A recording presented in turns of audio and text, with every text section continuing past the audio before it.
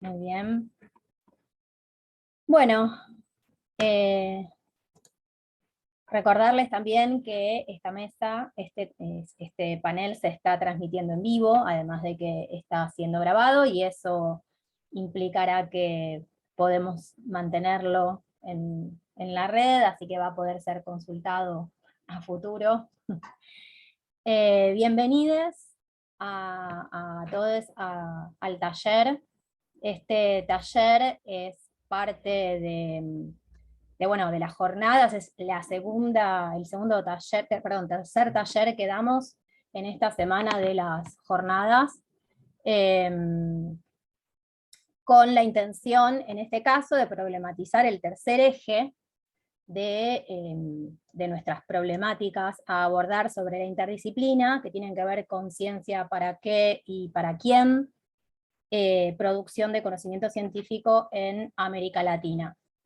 Y bueno, tenemos invitados de lujo, que me da mucha alegría presentar y coordinar, así que espero estar a la altura de la coordinación del panel. En el panel vamos a escuchar a Guillermo Folguera, que es biólogo, filósofo de la UBA e integrante investigador del CONICET, a Luciana Manildo, que es docente de la Universidad Nacional de General Sarmiento, y además es integrante del equipo de salud colectiva y territorios en lucha, a Hernán Ubiña, parte del IEALC en la Facultad de Ciencias Sociales de la UBA, y a Juan Baren, coordinador del GEL-GEMSAL del Instituto Gino Germani Fosco de la UBA, y además investigador de CONICET. Así que tenemos un panel súper destacado, que repito, me da muchísimo gusto poder coordinar, porque además de sentir mucho placer por el trabajo que hacen estos compañeros y compañeras, además tengo mucho respeto por su trabajo en la militancia política. Así que por todos los lugares me da mucha alegría estar acá y coordinar esto. Así que un poco para que tengamos una idea general de cómo va a ser el taller, la intención es que más o menos puedan trabajar quienes van a hablar alrededor de 15 minutos. Yo les voy a ir señalando en el chat del Zoom cuando les estén quedando 5 minutos, 1 minuto, para que ustedes puedan ir reorganizando su exposición. Y a quienes están escuchando, ya sea por el YouTube o por también el chat del Zoom, yo voy a estar recopilando las preguntas desde el chat del Zoom, y presumo que Darío va a estar recopilando las preguntas que salgan en el canal de YouTube, así que vamos a tratar de hacer al final del panel una instancia de preguntas y respuestas, ¿sí? Así que bueno, nada, en principio, no sé si tienen algún problema, eso no lo pregunté previamente, con el orden en el que estaban presentados. Si no, arrancamos con ese orden preestablecido, donde arrancaba Guillermo. ¿Les parece? ¿Seguimos con el orden preestablecido? Bien. Bueno, entonces le doy la presentación nuevamente a Guillermo Folguera, biólogo y filósofo de la Universidad de Buenos Aires. Bueno, gracias Carla, gracias por la presentación, por la invitación, gracias también al resto de la organización, es un placer para mí hablar, y un montón de personas queridas y admiradas en el panel, así que muy linda oportunidad. Nada de lo que diga evidentemente tiene que ver con buscar exhaustividad, así que simplemente quiero que se comprendan los puntos que marcaré como especie de gatilladores para dar algunas de las aristas a estas preguntas generales en torno a qué rol están teniendo las ciencias y las tecnologías en el contexto actual, global, regional y local. Primero voy a arrancar con una cuestión que siempre es difícil generalizar, ¿no? Es difícil hablar. Las ciencias son algo demasiado diverso como para darle un rápido diagnóstico y estas aristas que voy a pretender, pero sí voy a partir en todo caso de una tesis en la cual, que más allá de ciertos voluntarismos y de personas que creo que en esta sala virtual representamos muchos de esos voluntarismos e intenciones, en general hoy las ciencias y las tecnologías, nos guste más o menos, son un brazo importantísimo del poder de turno. Y esto lo digo del dolor y lo digo de la contradicción que me significa ser parte de esa estructura general. Reitero, hay un montón de excepciones y por supuesto que no quiero herir susceptibilidades, pero no veo mayores contradicciones en las políticas institucionales dentro de las investigaciones de ciencia y tecnología, etc. Tensiones mayoritarias en ese punto, y en todo caso las contradicciones las tendré que ver o hacer algunas lecturas de otro orden. El otro punto fundamental tiene que ver con que voy a tomar acá una acepción que leí hace poquito y me gustó mucho de un pensador brasilero que se llama João Bernardo, y que él habla de Estado amplio. Él ya señala que no se puede hablar del Estado tradicional, moderno, por un lado porque no se vincula claramente con lo público, después, bueno, hay que discutir obviamente la historia del Estado moderno capitalista, en qué medida se vinculaba con lo público, pero él encuentra que en las variaciones actuales, el Estado, tal como lo conocemos, es una amalgama indiferenciable con un montón de empresas. A eso él llama Estado amplio, y que es eso lo que motoriza las políticas públicas. Y eso tiene varios elementos, de vuelta, no lo voy a presentar acá de manera exhaustiva, pero tiene que ver, por un lado, por ejemplo, cómo no podemos diferenciar el papel de Senasa con las empresas que le presentan su producto, no podemos diferenciar al INTA con la sociedad rural, y no podemos diferenciar YPF, si la fundación YPF o la empresa YPF se diferencia o no del sector financiero, que son accionistas a su vez de YPF. Se vuelve una amalgama muy difícil de marcar, y además, en cuanto a los objetivos, el Estado a su vez tiene como uno de sus objetivos prioritarios la acumulación del capital. Así que se vuelve una masa, y a mí me gustó esa cuestión de João Bernardo, y claro, es una masa en la cual las ciencias son una de las ramas de esa masa, y qué hacemos con eso, ¿no? Y bueno, qué sé yo qué hacemos con eso. Por eso vine acá buscando más respuestas que preguntas. Y después marqué 5 o 6 cosas para compartir, que en el fondo son formas que creo que intervienen muchas de las ciencias hegemónicas o de las ciencias mayoritarias, o como se llame, en los problemas territoriales, sociales, ambientales, etc. Por un lado, yo creo que es muy interesante en la actualidad cómo se expresa lo que no es estudiado, ¿no? O sea, lo que las ciencias por algún motivo no dicen, y ahí en ese sentido me pareció fabuloso, ojalá la hayan visto, si no la vieron, véanla en breve, el documental de Lucía Levis-Bilski acerca de Aluar, y las conversaciones que tuve con Lucía en diferentes instancias, a través de la radio, vivos, etc., en la cual Lucía marcaba, por ejemplo, el papel del CENPAT, ¿no? Este centro de CONICET, un centro que además, no sé si hay en acá el CENPAT, aclaro, quiero mucho, he dado un montón de clases ahí, pero por ejemplo en el caso de Aluar es clarísimo. Si algo no estudia el CENPAT, a pesar de que está a un puñado de cuadras, es Aluar. Y en este sentido, digo, los ejemplos, pongo el CENPAT, pero podría poner un montón de ejemplos en las cuales las instancias financiadoras de determinadas instituciones se vuelven justamente lo no dicho, lo no mencionado, lo no estudiado, lo no denunciado, etc. En segunda instancia, de este puñado de elementos que solo pretenden ser gatilladores para poder hablar después más amplio, aparece lo que efectivamente se estudia y del modo que se estudia, y cómo los límites que nos encantaría tener ya no funcionan, ¿no? El paper, ¿el límite de qué? ¿De qué es lo que realmente es definitorio?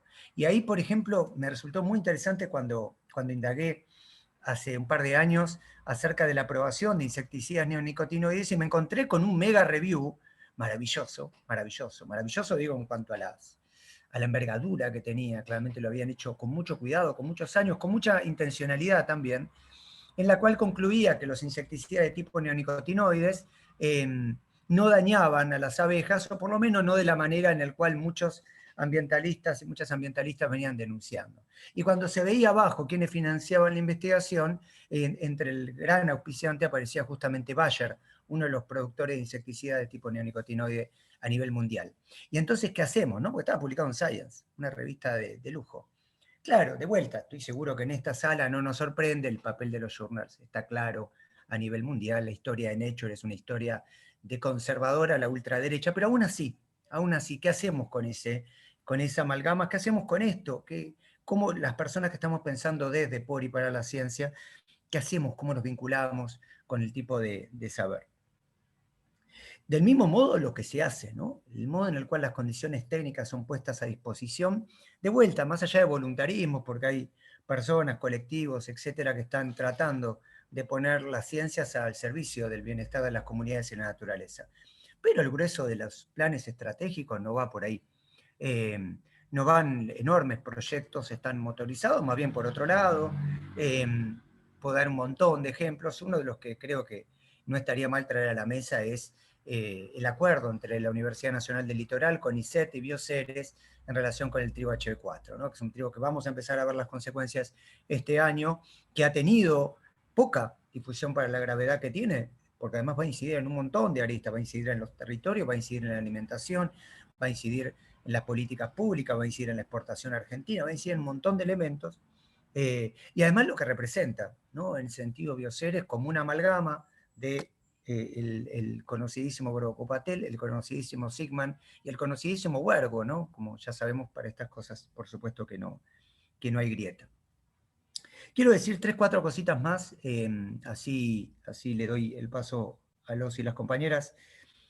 Obviamente otra de las ramas fuertes en torno al modo en el cual de intervenir las ciencias en la actualidad en nuestro país tiene que ver con el silenciamiento directo de comunidades. Yo creo que acá, por lo menos, tengo una de las grandes preocupaciones, el modo en el cual la figura del experto, que es una figura que no hemos podido desarmar, que no sé tampoco si hay acuerdos en cuanto a desarmar, aparece fuertemente en los territorios. Y el experto tiene varias características. Por un lado, tiene obviamente toda la tradición analítica, que sabe mucho acerca de una porción del mundo, etcétera, etcétera, pero además tiene básicamente la facultad de silenciar en ese hablar.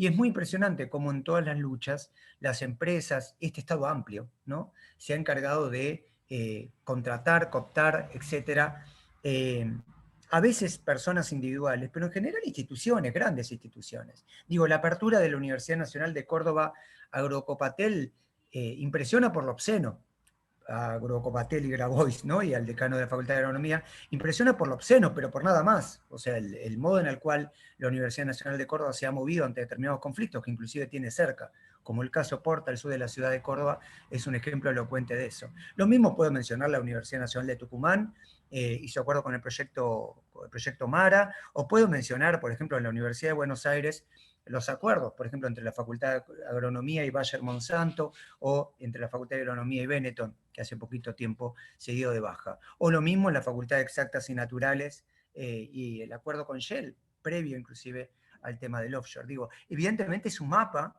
de algo más que acuerdos institucionales. Digo, es una forma particular también de silenciar reclamos y de propiciar un engranaje clave del poder que tiene que ver con la aparición del discurso profesional técnico frente al otro, que es presentado como mera opinión, etc. Reproduciendo toda la historia del prejuicio occidental junta, pero evidentemente va a haber que dar, me parece, algún tipo de discusión que no sé si lo estamos pudiendo dar hacia adentro también de nuestras instituciones. ¿Qué hacemos en el vínculo, en el diálogo con las comunidades? Hay un elemento que a mí me parece fundamental también de esto, que es, aún en los casos bien intencionados, la comunidad científica está dando algún tipo, lo voy a llamar de esta manera, no sé, determinación epistémica respecto a los problemas. Hablando más criollo, es básicamente hoy la definición de los problemas sociales, ambientales, socioambientales, está dado desde por la comunidad académica. Y eso tiene un montón de aristas. Una directa, la vinculada con los silenciamientos que decía antes, porque en tanto el problema es caracterizado de manera académica, o ahora voy a mostrar otro ejemplo de otra manera, pero en la medida en que la comunidad científica caracteriza el problema, inmediatamente aquellas comunidades que no acceden al discurso propio de la academia, a los saberes, a las perspectivas, etcétera, quedan excluidas.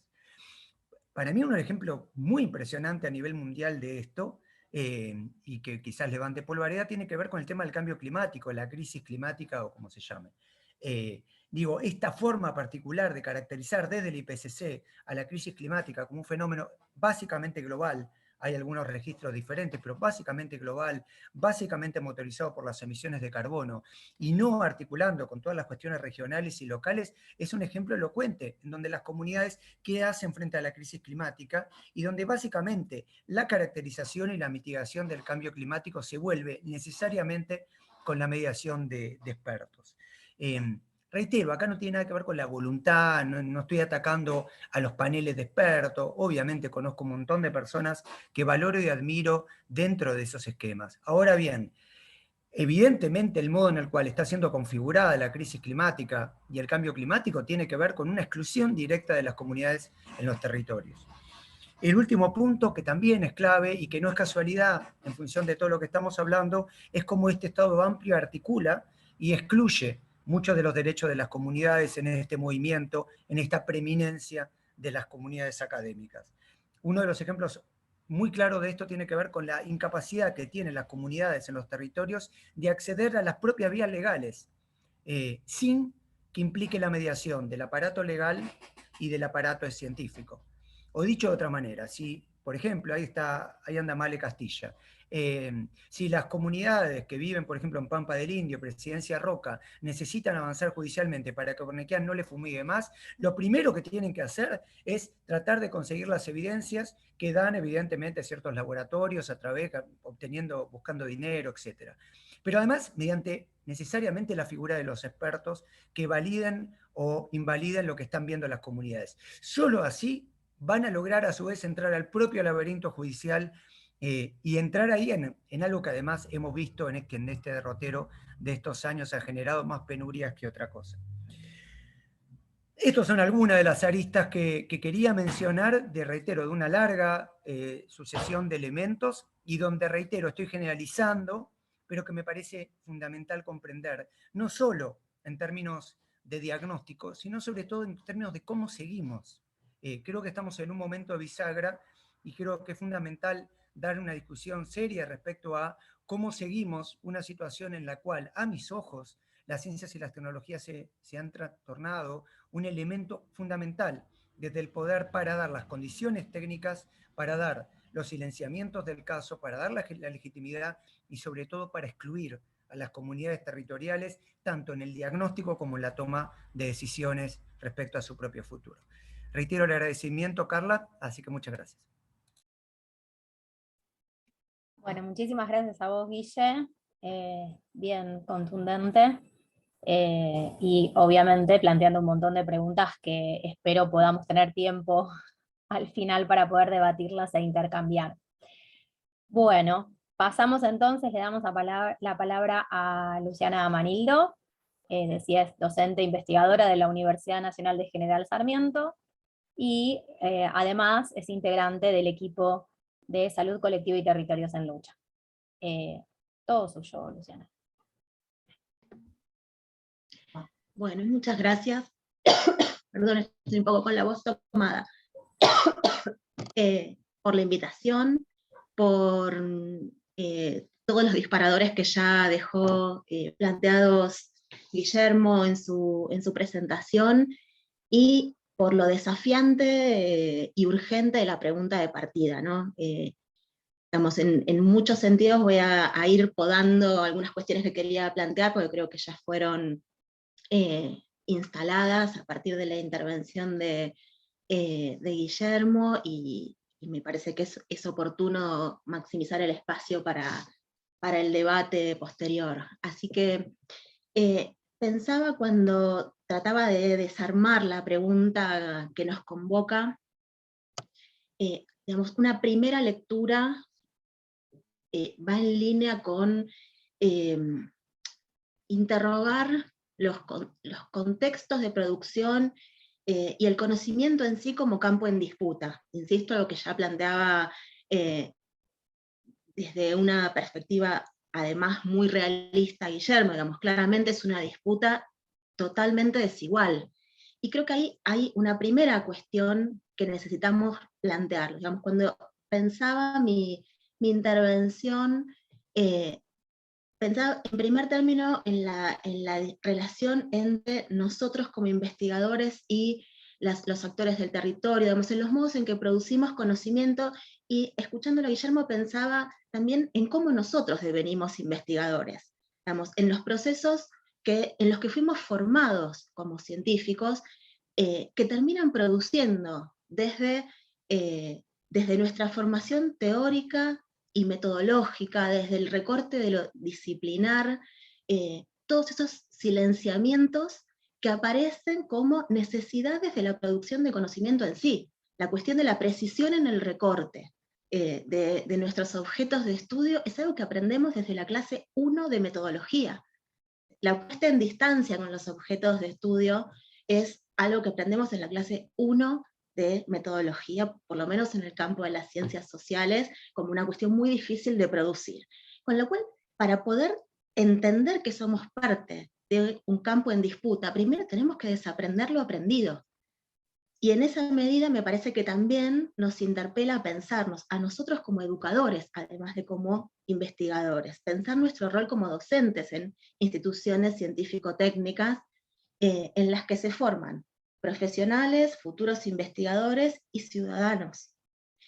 Paréntesis, les pido disculpas por no usar en la oralidad del lenguaje inclusivo. Mi proceso de desestructuración neurológica, lingüística, es mucho más lento que lo que sería necesario, así que cuando digo los, entiendan que estoy diciendo los, las y les.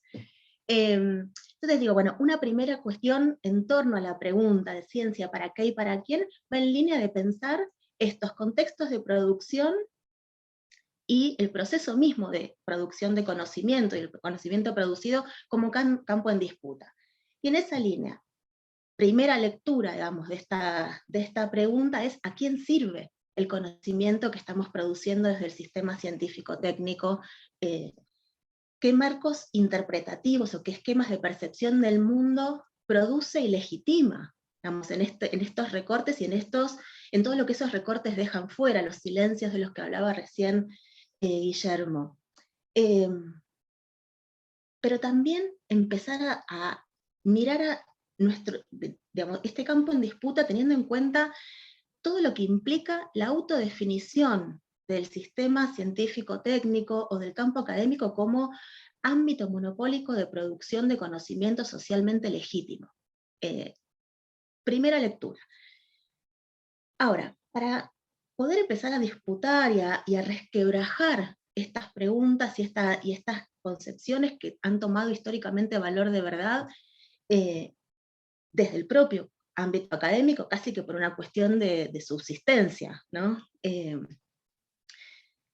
Fue necesario un largo recorrido. Pienso en algunas transiciones que han ido teniendo lugar, en las que, digo, a primera vista, digamos, la producción de conocimiento hegemónico y contrahegemónico resultan en modalidades de producción de conocimiento, en procesos de investigación y en vínculos con los actores claramente distintos. Sin embargo, hay un montón de sustratos que siguen manteniendo en común, entre otros la inscripción en un sistema científico técnico que nos impone lógicas para lo que podemos y debemos hacer en tanto pretendamos ser investigadores.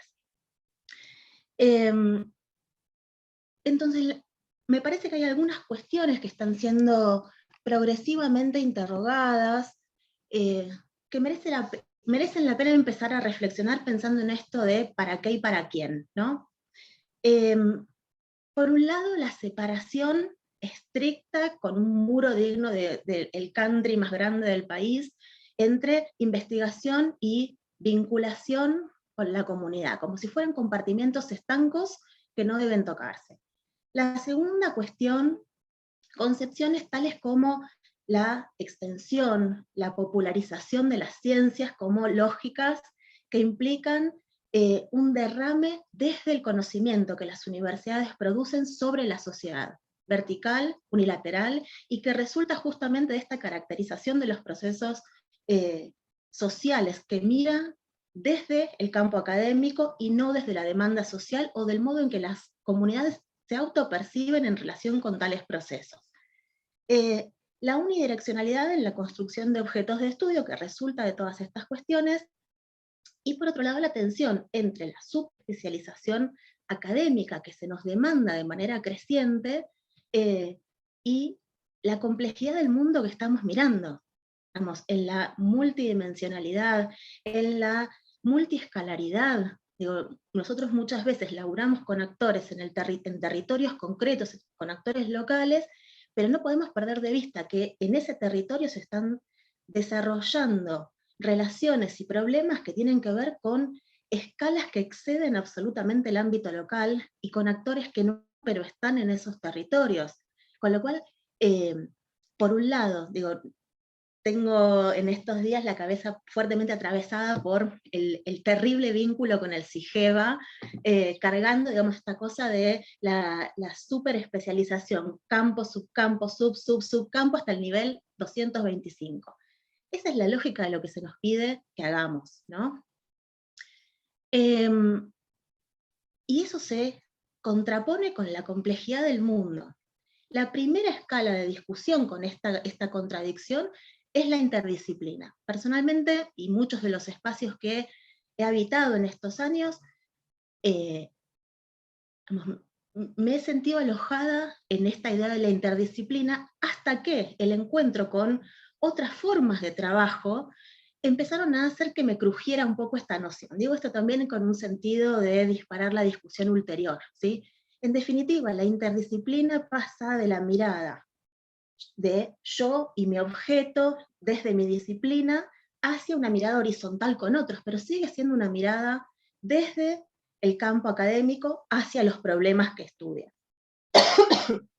Que en un sentido no disputa estructuralmente aquellas concepciones de extensión o de popularización de la ciencia. Creo que en este camino que venimos haciendo, y sobre todo porque hemos sido fuertemente interpelados en esos lugares de enorme comodidad también, en los que muchas veces la academia se instala, es que podemos ir un poco más allá.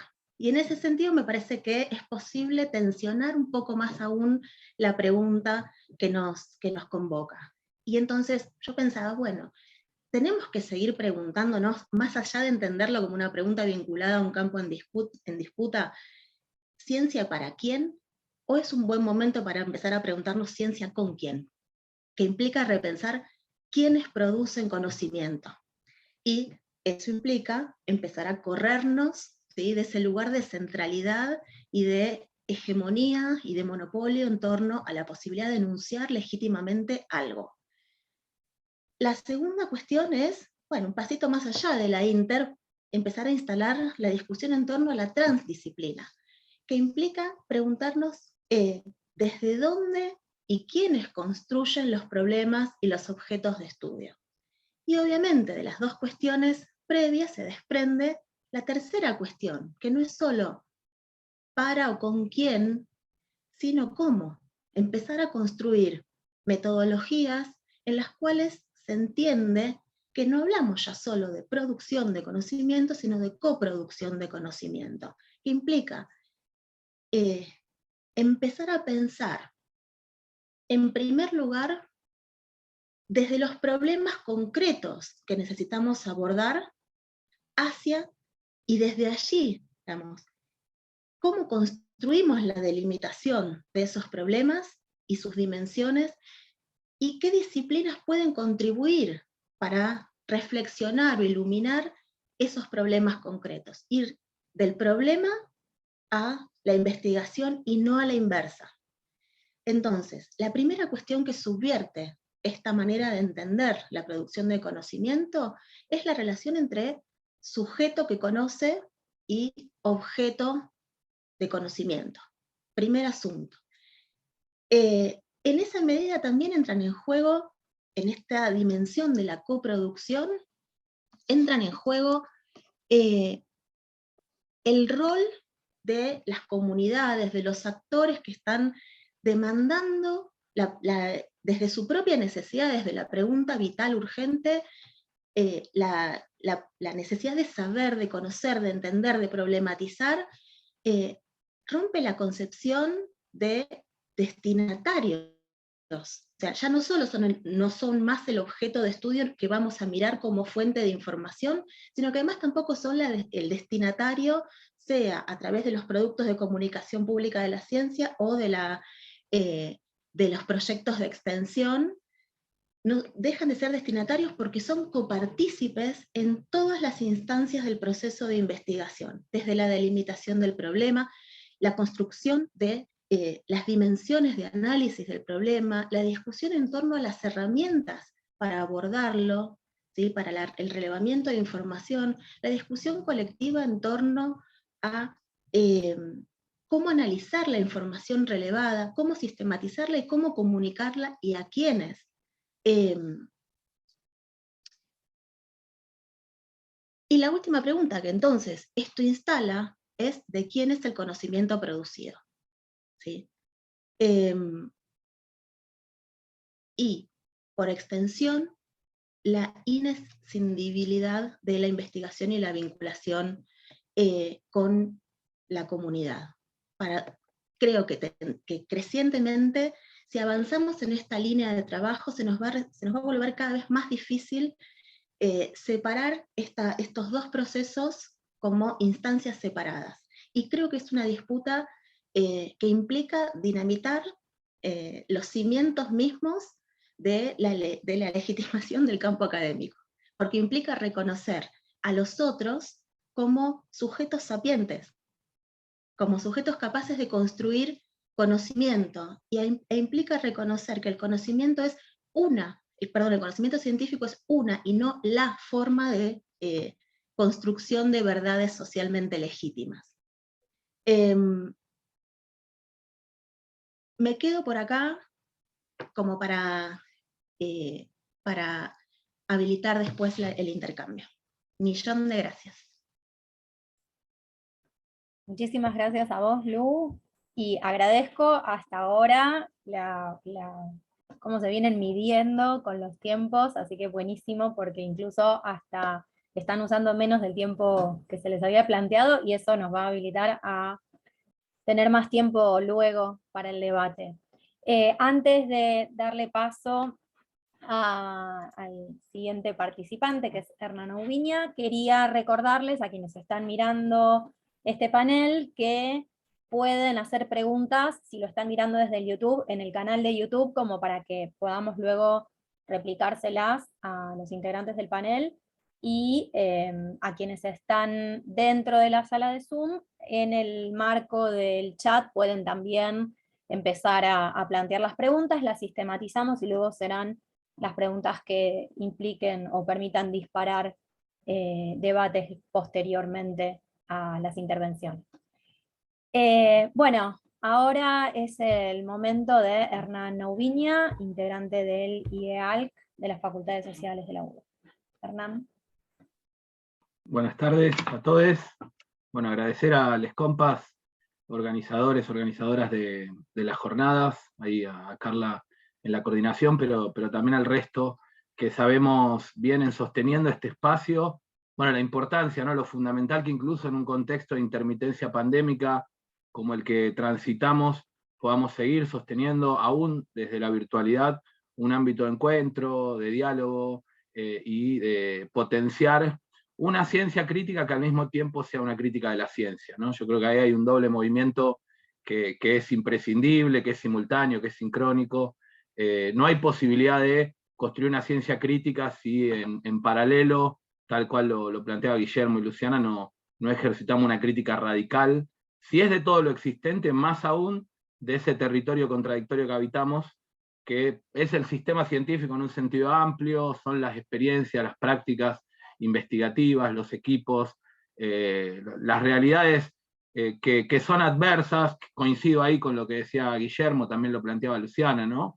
Me parece que si algo develó la pandemia, en esta idea de una pedagogía de las catástrofes, es no solo lo invivible, lo insustentable del capitaloceno, de un sistema profundamente injusto, ¿no? Y de muerte, sino también las profundas limitaciones, la complicidad estructural, diría, de la ciencia, ¿no? de todo el sistema científico, más allá de digamos, aquellas apuestas colectivas en las que muchas veces estamos inmersos, inmersas, pero bueno, también puso en evidencia, ¿no? Por un lado, cómo el Estado es en buena medida parte del problema, aun cuando exijamos que sea parte de la solución, en términos sanitarios, educativos, ¿no? Bueno, cómo el Estado, los Estados han sido históricamente cómplices, en eso retomo lo que decía Guillermo, ¿no? Efectivamente esta idea de un Estado integral, un Estado ampliado, un Estado que históricamente ha sido moldeado, digamos, en su hábitus, en sus rutinas, en sus procedimientos, incluso en su composición, por las clases dominantes, por las élites, por una relación casi, digamos, de retroalimentación y co-constitución con el capitalismo, pero también con lógicas de racialidad y de colonialidad muy fuertes, y por cierto, al mismo tiempo heteropatriarcales, ¿no? Entonces desmontar todo eso es parte de esta pedagogía de las catástrofes al momento de pensar en la pandemia, ¿no? Digo, ¿qué nos enseña esta crisis? ¿Qué podemos aprender de ella en términos también de una ciencia que está crujiendo y haciendo agua por todos lados, ¿no? Si nuestra crisis, una crisis que no superamos, ¿no? Sino que se devela en todo su dramatismo en estos días, es una crisis civilizatoria, integral, multidimensional, la ciencia no está al margen, muy por el contrario, ¿no? La ciencia es una dimensión más, es una arista más, y en ese sentido, como primer eje, como primer propuesta, bueno, pensar la crisis como una escuela de conocimiento, pensar las coyunturas de crisis como momentos propicios para reinventarnos, recrear esta ciencia crítico transformadora, ¿no? Y al mismo tiempo un cuestionamiento radical de las formas hegemónicas de conocer, de producir, de coproducir, como decía Luciana, ¿no? Una crisis que requiere, siempre me gusta más pensar en la indisciplina que la interdisciplina, la transdisciplina.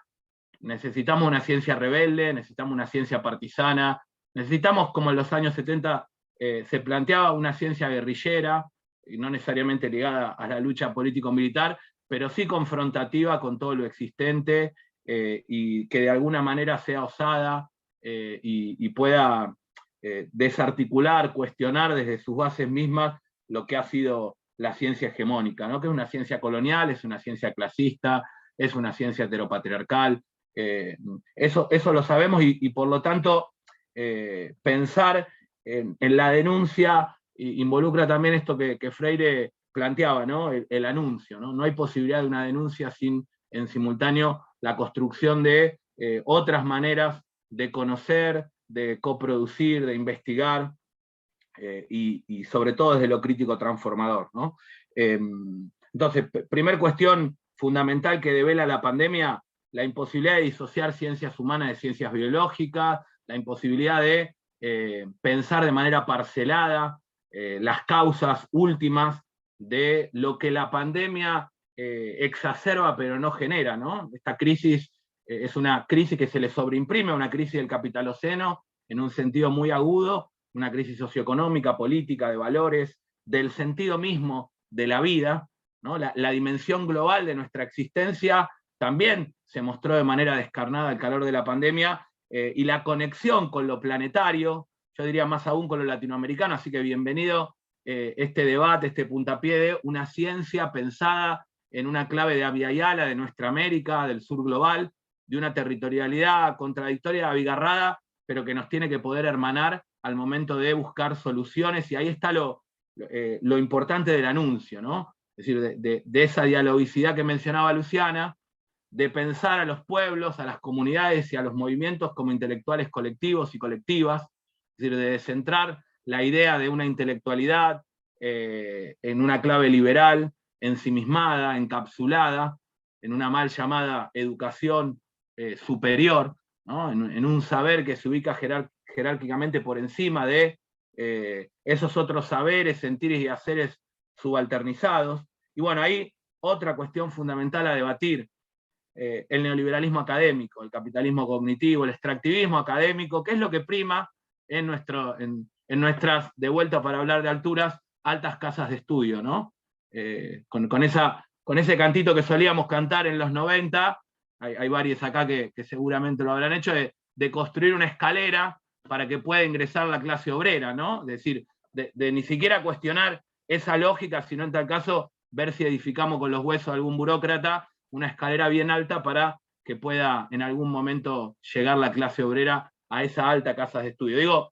Digo esto para problematizar también la división del trabajo, que es una división sexual, social, clasista, racial, y que no se trata tanto de un corrimiento a la izquierda de quienes investigamos, ¿no? No se trata de que haya investigadores e investigadoras radicales ocupando puestos estratégicos en el sistema científico-tecnológico.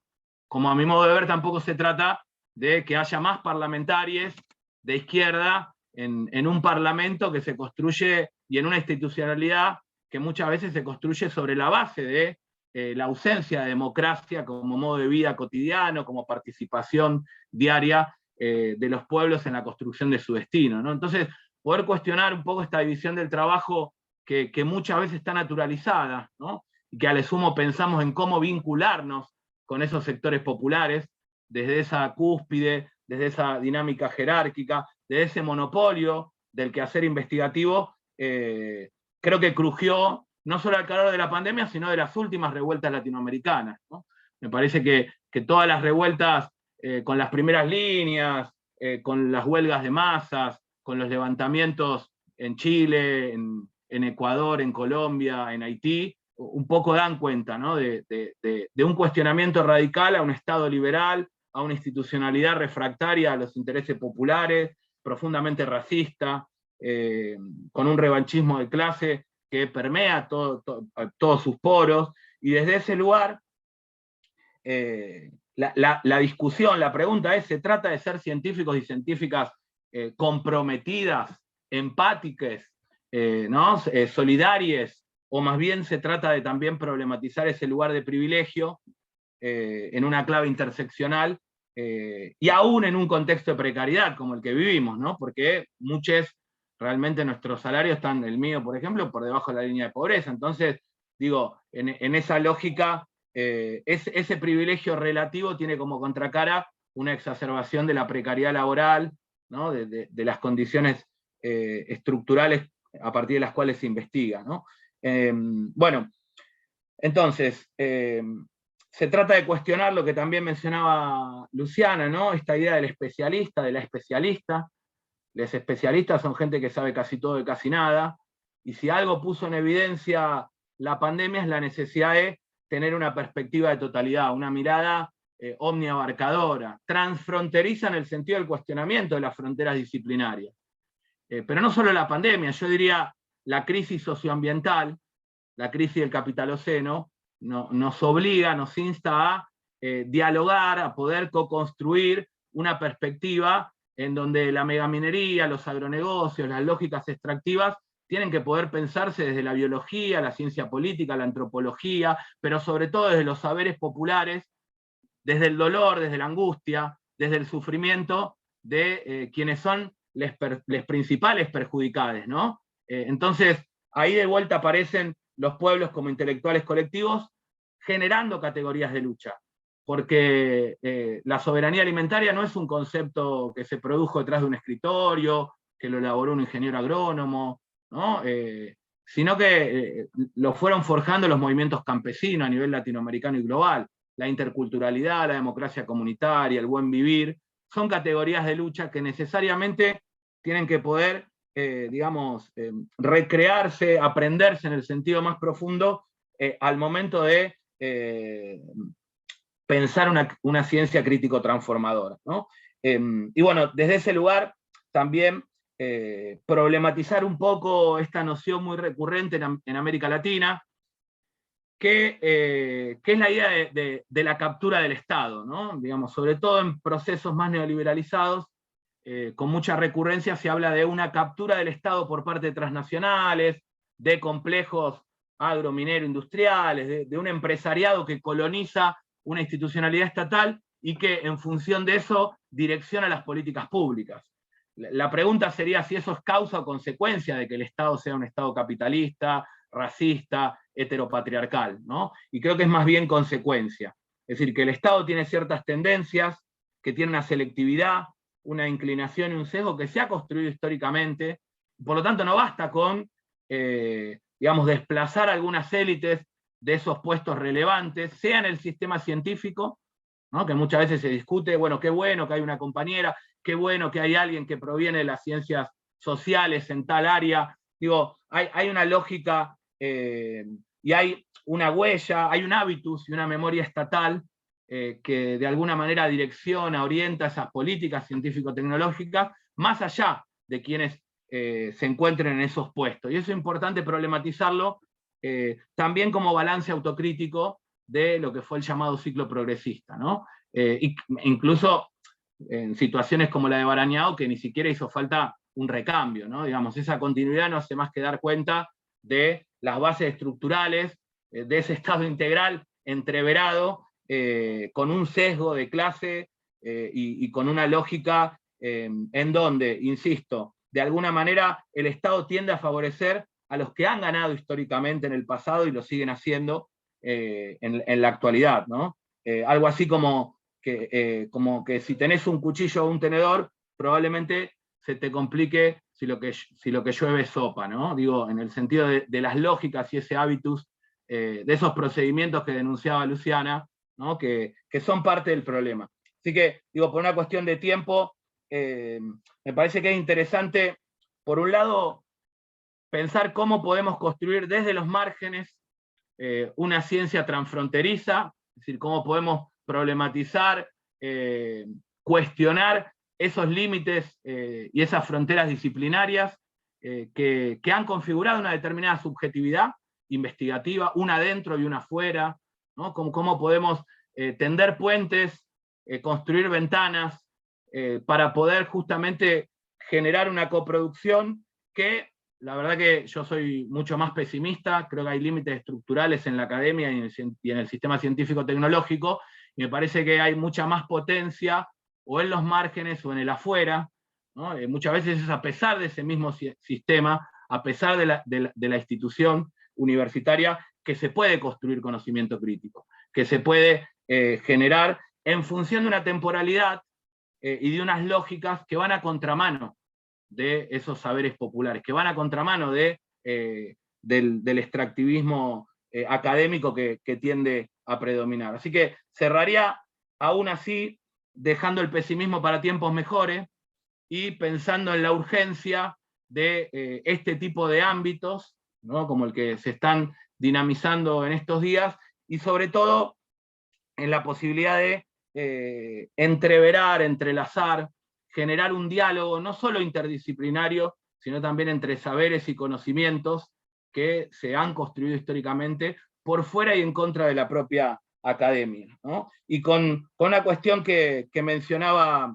Falborda, ¿no? Cómo en este contexto pandémico también es necesario poner en cuarentena algunos paradigmas y perspectivas, ¿no? Ya que se habló mucho de la cuarentena y es algo que padecimos, bueno, cómo ponemos en cuarentena algunos conceptos, categorías y perspectivas, y nos reencontramos también en una clave raizal con muchas tradiciones, con dinámicas de construcción cotidiana, de un saber que también es sentipensante, en la clave de desjerarquizarlo, y sobre todo con la urgencia por una alternativa civilizatoria. No basta con un diagnóstico crítico, no basta con un cuestionamiento radical e integral a este sistema a nivel global, sino que necesitamos ensayar alternativas de vida digna, ¿no? Frente a esta crisis tan aguda, abismal diría, por la que transitamos, ¿no? Y en ese sentido lo autoafirmativo es más imperioso que nunca, ¿no? ¿Cómo nosotros podemos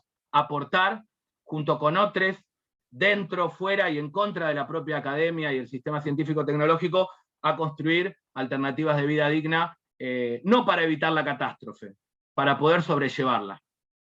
Muchas gracias. Bueno, gracias a vos, Hernán. Justo estaba escribiéndote para avisarte que ya el tiempo se había acabado, así que redondito, me parece ensayado. Bueno, le damos entonces la palabra a Juan Baren para que haga su presentación. Recuerdo que es el momento para que empiecen a escribir sus preguntas, así ya vamos organizando la ronda de preguntas y respuestas para después.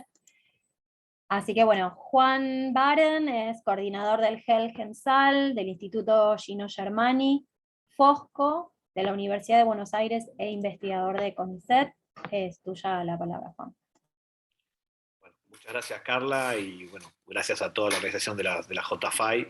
Y bueno, un placer compartir este panel con Guillermo, Hernán, Luciana y Carla. Es un honor y un orgullo reencontrarnos por aquí, virtualmente todavía, pero ya habrá tiempo de abrazos y brindis y luchas cuerpo a cuerpo. Nada, voy a cambiar algunas cuestiones que tenía anotadas por ahí para no repetirme por ahí con lo que fueron diciendo los colegas previamente. Coincido en todas las intervenciones que ha habido. Yo quería por ahí hacer como un pequeño análisis de situación del sistema científico-tecnológico en Argentina, en América Latina, y también pensar ahí unas propuestas alternativas, ¿no?, ligadas a estos debates. Por un lado, pensar la idea del espacio, ¿no? ¿Cuál es el espacio en el cual producimos ciencia, ¿no? El laboratorio, los institutos de investigación, ¿no? o lo que se supone que son nuestros espacios de producción de conocimiento científico, como un problema también, ¿no? Un poco en esta idea de la apertura o no de esos espacios, o desde qué territorios, desde qué lugares se construye el conocimiento científico, y cómo esta lógica, ¿no?, de la universidad, de la extensión, ¿no?, de ir hacia el territorio, pero siempre desde ese lugar asimétrico, ¿no?, como planteaba Hernán recién, de la escalera, o sea, ¿no?, incluso en las miradas más críticas siempre se pone a la universidad en ese pedestal, ¿no?, en ese lugar del conocimiento primordial, ligado a una lógica cientificista, pero también del saber eurocéntrico, colonial y capitalista, patriarcal, que fue construyendo a ese saber científico como el único saber válido o el mejor de los saberes, en todo caso, ¿no? Desde las miradas más progresistas. Pero entonces empezar a pensar esos lugares de la producción del conocimiento totalmente desestructurados de ese espacio de producción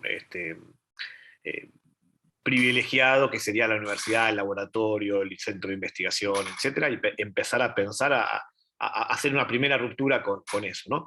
Y al mismo tiempo, esto es en la teoría, digamos, y en algunos lugares, pero también ese espacio totalmente precarizado, ¿no? Porque sabemos que por lo menos en las ciencias sociales en Argentina, esos espacios en realidad son nuestras casas. Con suerte, si tenés un espacio para poder poner tus libros, tu computadora, alejado un poco de la vida familiar y de las tareas de reproducción doméstica, que uno empieza a producir conocimiento ahí, ¿no?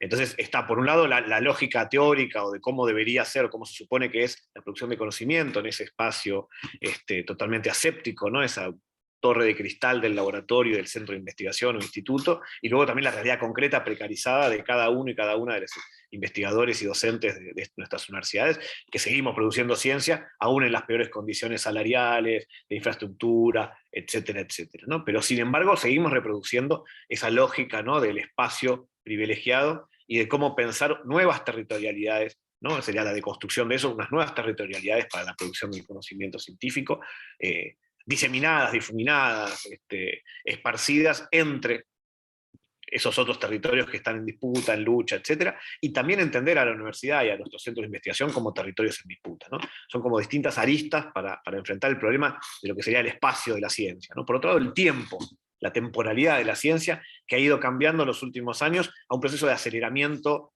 absoluto, impensado décadas atrás, de cómo se produce el conocimiento, ¿no? Ahora están estos movimientos que son muy interesantes del slow science, ¿no? o de lentificar o volver a tener un proceso de construcción de conocimiento desacelerado. ¿Qué implica esto? Tiempo para pensar, tiempo para reflexionar, que no lo tenemos por la carrera del paper, que ya no la anticipaba Barsaski en los años 60, ¿no? Esta lógica de la publicación inmediata, de la necesidad de las cantidades de publicaciones, de las cantidades de tesistas, de las cantidades de jurados de tesis, de referatos, ¿no? Y toda esa máquina infernal en la que terminamos, con mayor gusto algunos y con muchas reticencias, pero que las terminamos reproduciendo, en nuestra lógica cotidiana de la producción científica o de la fast science, donde importa más la cantidad que la calidad, donde importa más esa cantidad y esa rapidez que el sentarse a reflexionar, a pensar, a leernos, ¿no? A cuestionarnos, y sobre todo a producir conocimiento genuino, nuevo, original, que no sea un refrito de lo que uno ya viene haciendo para poder alcanzar la cantidad de publicaciones o de trabajo en cadena que exige cada vez más el sistema científico, tanto a los investigadores como a los docentes, también como a los becarios, ¿no? A los investigadores de información, que realmente es un proceso avasallador, digamos, ¿no? de un sistema fordista o post-fordista totalmente acelerado, que no lleva, o sea, que nos quita por lo menos del lugar privilegiado, o sea, del lugar primordial que es la autorreflexión o la reflexión y la crítica y el pensamiento, ¿no? Y también la acción, obviamente, pero digo, ni siquiera tenemos tiempo para eso, ¿no? Que supuestamente es lo que deberíamos hacer, que es el pensar, reflexionar, porque no hay cómo hacerlo. Si lo haces, te quedás afuera, ¿no?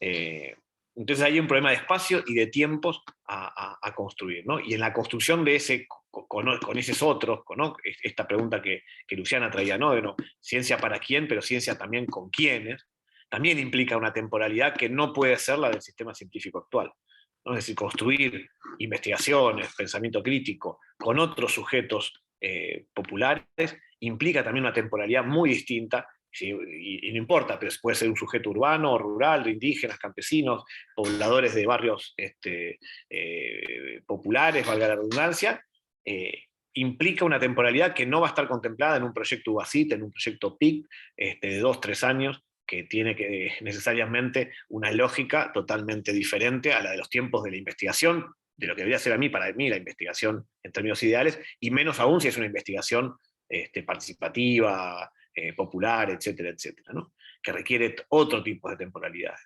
Entonces ahí tenemos un problema entonces de espacio-tiempo y un problema de contenido también, ¿no? Como otra de las aristas, que es en esta idea de la rapidez y en esta idea del refrito y de la necesidad de reproducir rápidamente el conocimiento para poder tener la validación de las publicaciones o de los referatos o de los jurados, etcétera, etcétera, se pierde el sentido, el contenido de lo que hacemos, ¿no? En la cantidad hay una merma de la calidad de lo que producimos, y donde el contenido empieza a tener cada vez menor sentido, por un lado. Por otro lado, también en ese para quiénes hacemos ciencia, ¿no? Gran parte de lo que se produce en esta lógica voraz del capitalismo, ¿no? De la lógica capitalista de la ciencia, que es producir para los patentamientos de las empresas, para patentamientos que reciban las empresas, para consultorías, para empresas o para políticas públicas diseñadas para mejorar los sistemas de explotación laboral o de expoliación de la naturaleza, etcétera, etcétera, ¿no? Gran parte del CONICET y de un montón de centros de investigación y universidades están orientadas a esta lógica de acumulación capitalista o de despojo, digamos, por disposición capitalista, lamentablemente, ¿no? Entonces hay una merma en el contenido en términos de calidad y también una orientación general hacia eso. Obviamente hay excepciones, como decía Guillermo al principio, Guille, no es que uno esté diciendo todos los investigadores del CONICET somos funcionarios del capitalismo, aunque en parte sí lo somos, ¿no? Porque somos parte de ese andamiaje y ese engranaje. Intentamos hacer otra cosa, pero efectivamente hay una orientación muy concreta, ¿no? Y en ese contenido también un contenido colonial, fuertemente heteropatriarcal, ¿no? Y antropocentrista, que deja por fuera, ¿no? Las miradas de género, las miradas de la naturaleza como sujeto de derechos, que deja fuera esos otros pueblos que existen en todo el mundo, que son ninguneados por la lógica, ¿no? de ese eurocentrismo colonial, ¿no? Entonces hay un contenido en crisis por un lado y fortalecido en el andamiaje del sistema mundo heteropatriarcal, capitalista, colonial y antropocéntrico. Y después están estas condiciones también, ¿no? Como otro eje para pensar las condiciones de trabajo, ¿no? En la que estamos. Primero, una imposibilidad de considerarnos, para gran parte de quienes habitamos y practicamos y somos parte del sistema científico-tecnológico, considerarnos trabajadores, ¿no? Hay una reticencia a ser trabajadores como identidad política, si se quiere, ¿no? Entonces ahí hay una primera construcción que creo que va cambiando en los últimos años, las nuevas generaciones, toda la experiencia de las luchas de los becarios y becarias, o investigadores en formación, fue generando una autoconciencia como trabajadores dentro del sistema científico-tecnológico, la acción gremial ha crecido muchísimo, investigadores e investigadoras que nos vamos considerando también parte de las clases trabajadoras de nuestro pueblo, ¿no? Eso es una primera disputa, porque también nos permite mejorar y pelear por las condiciones laborales, ¿no? Sueldos dignos, infraestructura digna, posibilidades de proyectos que realmente financien lo que vamos a investigar, participación en otros lugares. Digo, las condiciones laborales nuestras en Argentina comparadas con las de colegas latinoamericanos, sin comparar con Estados Unidos, Europa, nada, digo, no nos acusen de cipayos por mirar esos países, no solamente mirar todos los países, pero todos los países de hermanos latinoamericanos tienen condiciones laborales para la ciencia y la tecnología mucho mejores que las nuestras, ¿no? Incluso países que no tienen una tradición universitaria tan fuerte o de investigación como la nuestra, están en mejores condiciones, ¿no? Pese a que nos vendan humo con que ha mejorado en los últimos años, bla, bla. Entonces, ahí hay un problema. Y ahí es donde tiene que haber una ruptura con todos estos procesos, ¿no? Y en esa ruptura, en esa construcción de lo que podríamos llamar una ciencia insurgente, la podemos llamar partisana, rebelde, lo que quiera, no me gusta decir insurgente porque me gusta esa palabra, pero en definitiva esa ciencia insurgente que pueda permitir, ¿no?, unos espacios abiertos para la construcción de ciencia, ¿no?, nuevos territorios para la producción del conocimiento, ya no para alguien, sino con esos sujetos con los que queremos articularnos, ¿no?, subversiva, como quieran llamarlo. O sea, estoy dispuesto o podemos poner todos los epítetos ligados ahí. Espacios abiertos, ¿no? Tiempos propios, no importa la temporalidad, sino si es rápida, lenta o más o menos, sino que los tiempos tienen que ser marcados por los propios científicos y por los propios sujetos con los que trabajamos, ¿no? No hay una sola temporalidad para la ciencia. Claramente esta ciencia acelerada no le sirve a nadie más que al capital, ¿no?, y a la reproducción del propio sistema hegemónico, científico hegemónico.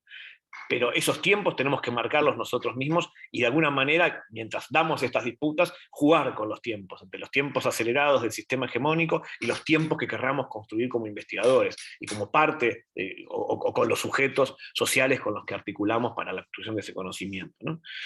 Un contenido crítico y espeso, profundo, de recuperar la reflexión, el ensayo, la posibilidad de la crítica, la posibilidad de sentarnos a leer y estudiar y recuperar esas voces que han sido acalladas o olvidadas también en el sistema científico hegemónico, ¿no? Darnos ese tiempo para la reflexión, para el parar, el contemplar, el pensar, ¿no? Y después una forma, ¿no?, una estética, una escritura, ¿no?, recuperar otras formas de la escritura, ¿no?, también ese encorsetamiento del paper al que nos ha llevado a escribir. Yo cuando intento escribir algo por fuera de la academia ya no me sale. Tengo que recuperar, volver a leer a Galeano, al Sugante Marcos, a leer novelas para empezar a recuperar una escritura que deje de ser esa escritura terrible, ascética, ¿no?, académica, que si no la escribís no vas a publicar. Bueno, ¿cómo podemos encontrar formas de producir ciencia con otros formatos, con otras estéticas, ¿no?, con otras lógicas que no sean solamente la del encorsetamiento de la academia? Y que también se acerquen a lo popular, ¿no?, porque también uno puede ir haciendo eso, ¿no? Entonces tiene que ser una ciencia insurgente, anticapitalista, feminista, decolonial, ecológica, no solo en el sentido de la recuperación de la naturaleza como parte de esas lógicas de solidaridad y reciprocidad que podemos construir con la naturaleza y no de mercantilización, sino también ecológica en el sentido que Boaventura de Sousa Santos plantea, ¿no?, de la ecología de saberes entre el saber científico, el saber de los movimientos sociales, los saberes populares y otras lógicas del saber, pero que estén en igualdad de condiciones y también en conflicto, en debate, porque no podemos pensar que cuando hacemos ciencia y vamos a trabajar con sujetos populares, no deja de haber conflictividad ahí, por más buenas intenciones que tengamos, ¿no? Entonces, ahí creo que hay un desafío de construcción a escala latinoamericana, y yo diría a escala global, urgente para eso, ¿no? Y un pase a la acción, un poco como nos interpelaban los colegas anteriormente, y que también está sucediendo, por ejemplo, con el tema de la crisis climática, ecológica a nivel global, ¿no? Científicos del norte que hartos de denunciar y de escribir papers y hacer los paneles del IPCC diciendo, bueno, salen a tomar espacios públicos, a manifestarse, a poner los cuerpos en acción para la lucha, ¿no? Entonces, este espacio, digamos, de ruptura de la espacialidad, de la universidad, de la ciencia, implica necesariamente la puesta en común de los cuerpos. Una anécdota para cerrar, ya que está ahí Carla, fue con tu defensa de tesis, me parece, Carla, cuando te doctoraste, ¿no? Que estabas aparte embarazadísima, una panza enorme, terminó la defensa de tesis, y algunos de ahí, tu compañero y vos misma, nos fuimos corriendo a la marcha que había contra las jubilaciones, contra la reforma jubilatoria del gobierno de Macri en el Congreso, ¿no? Y para mí fue muy claro este trasvasamiento, ¿no? De esta territorialidad, este lugar anfibio, diría Maristela Svampa, ¿no? De los sujetos que estábamos en una defensa de tesis hasta las 12:30, rápido mirando el reloj porque ya empezaba la marcha, que se olía que iba a ser complicada, y fue esa gran movilización, ¿no? de esa lucha en el Congreso, de la batalla de la Plaza de los Dos Congresos, que duró casi todo el día, y nos habíamos ido desde la defensa de tesis, caminando hasta allí, para participar, y bueno, terminamos ahí enfrentándonos con la policía, etcétera, etcétera. Carla, creo que vos no fuiste directamente porque estabas muy embarazada, sino que te quedaste en un bar, pero de pie ahí si pasaba algo, pero efectivamente era parte de eso, ¿no? Ese compromiso que de alguna manera uno hace, que ni siquiera estaba pensado, fue lo que nos salió, lo que, bueno, se termina la tesis y nos vamos a la marcha, ¿no? Entonces, eso que por ahí podría parecer normal para nosotros, después contándolo con los colegas, no es lo normal, ¿no? Entonces, creo que hay que construir una nueva práctica también de la ciencia, que se podamos movilizarnos, los científicos, los investigadores, los docentes, somos parte de los movimientos también, o podemos ser parte de esos movimientos sociales, podemos constituirnos como un movimiento social para poner el cuerpo justamente para esas luchas que también damos desde el campo simbólico, de las mentes, de los debates, pero que también tienen que estar en esos territorios, ¿no? Esos cuerpos y cuerpas luchando y disputando esos territorios con los que articulamos. Muchas gracias, perdón si me pasé ahí del tiempo. No, muy bien. Redondito también en el tiempo. ¿Cómo olvidar ese momento que aún embarazada también me comí los gases? Así que no, hubo gases para todo el mundo ese día. Gracias por recordarlo, Juan. Bueno, cerrado ya el momento de las exposiciones que interpelaron muchísimo, la verdad. Ya tenemos un montón de preguntas, así que la propuesta que tengo para hacerles es que hagamos como, leo las preguntas que tenemos hasta ahora, vaya agarrando el guante, porque las preguntas son generales, así que vayan agarrando el guante quienes consideren que pueden irles respondiendo, y que quieren ir metiendo ideas al respecto, y mientras tanto yo sigo compilando preguntas porque el chat en estos últimos minutos estalló, voy a seguir compilando preguntas.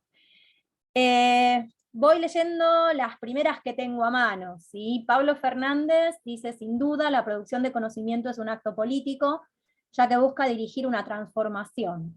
¿Cómo romper con esa concepción de que la ciencia sea una instancia separada de la política? ¿Cómo salir de la militancia individual voluntarista y radicalizar a un sujeto social de conocimiento compuesto por multiplicidad de sujetos y saberes que se proponga aprehender el poder político? En este sentido, ¿cómo rompemos con el dualismo de pensamiento, conocimiento y cuerpos en acción política, ¿no? Y dice, mi pregunta solo pretende convocar sus miradas.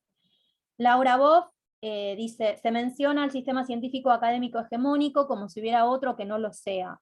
Yo veo espacios donde el mismo sistema hegemónico, como ese estado ampliado que mencionaba Guillermo, habilita lo que se cree es una alternativa, y en realidad es parte del mismo sistema. Desde una mirada pesimista, a mi pesar, encuentro el sistema tan nefasto que fagocita las alternativas incorporándolas.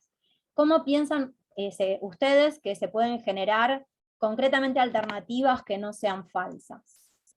Verónica Díaz dice, excelentes presentaciones, muchas gracias. En esta propuesta de pensar y repensar el para qué, para quién y con quiénes se produce el conocimiento, me pregunto cómo articularnos o cómo sobrevivir en un sistema de ciencia y tecnología que responde a modelos hegemónicos. Sin duda es que el sistema debe modificarse, pero ¿qué hacer en el mientras tanto? ¿Cómo coproducir conocimiento en un contexto donde se exige a docentes e investigadores responder a cuestiones ajenas a nuestros territorios? Matías Mashtey dice, muchas gracias por el espacio y su apuesta. Me interpela la cuestión organizativa. De un lado está ese Estado amalgamado, que es una gran organización de la que somos parte, con recursos, capacidades y alcance regional. Del otro lado aparece la figura del voluntariado nucleado en organizaciones que intentan motorizar transformaciones profundas. Además, el relato de estas organizaciones dan cuenta de un estar en los territorios. Pienso que es clave la distinción entre qué trabajos son remunerativos y qué trabajo queda en la dimensión de lo voluntario. ¿Qué debiéramos considerarlo trabajo en tanto puesta de energía, el cuerpo, entre otras? Sobre esto pregunto a los panelistas. ¿Hay que dar alguna discusión sobre cuáles debieran ser los trabajos del futuro? ¿Una nueva economía inclusiva y justa, cultural, social, ambiental? ¿A qué se tendría que parecer una organización que pueda escalar a aquellos lugares que hoy ocupa ese entramado, ese estado amalgamado? Perdón. Y finalmente Paola dice, en esta tarea de reconocer y desarmar los privilegios, además de la capacidad de silenciamiento, también está la incapacidad de escucha, de habitar otros tiempos y deseos. Como estudiante agradezco estos espacios y consulto. ¿Existen posibilidades reales de generar proyectos institucionales más horizontales? Bueno, desde ya también contarles que en el YouTube estuvieron enviando saludos, y en su mayoría felicitando las intervenciones, así que también para que lo tengan en cuenta. Ya están tiradas las primeras preguntas, y bueno, no sé quién va a ser el primero que rompa el hielo.